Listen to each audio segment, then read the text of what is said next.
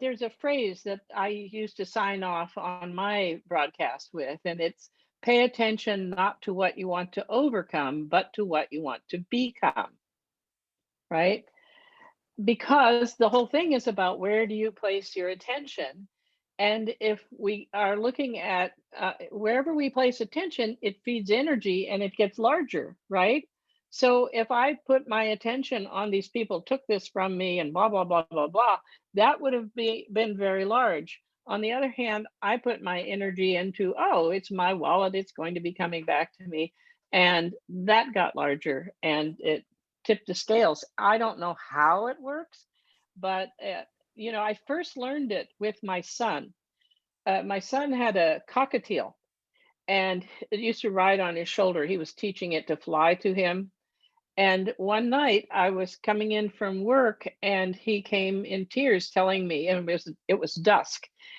One December night, he comes and tells me that his bird got scared when he was outside and flew across the neighbor's hedge. We lived in a kind of a semi-rural area, so it was lots of trees and everything. And he begged me, please come help me find Rob Rob.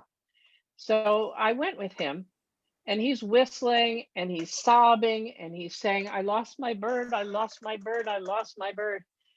And something didn't hit me right. And so I said to him, listen, are you saying that you've lost your bird? And he said, yes. And I said, well, what are we doing out here looking for it then? If you've lost it, why are we taking our time to look for it? And he didn't know how to answer that. And I said, I need you to make up your mind.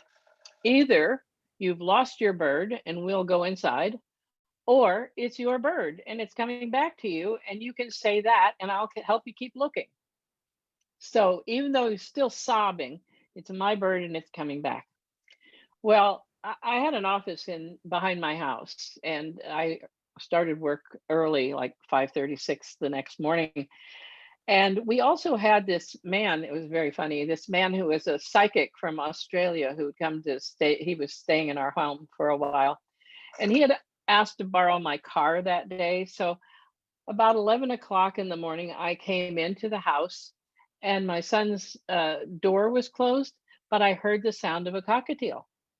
And I knocked on the door and said, what happened? And he said, Rob Rob came home. He had gotten up in the morning, gone to the neighbors, asked if he could get up on their roof, whistled, and the bird came down to his shoulder, survived the night in December out there. And he brought it in. But as he was talking, the door kept creaking open, and there were two more cockatiels there. And I said, but there are three cockatiels here. What's going on? Well, it turns out that Manfred, our visitor, the psychic who had told me he was no good at finding lost things, had given up. And when he was out on his errands, he went to a bird store and bought a matched pair.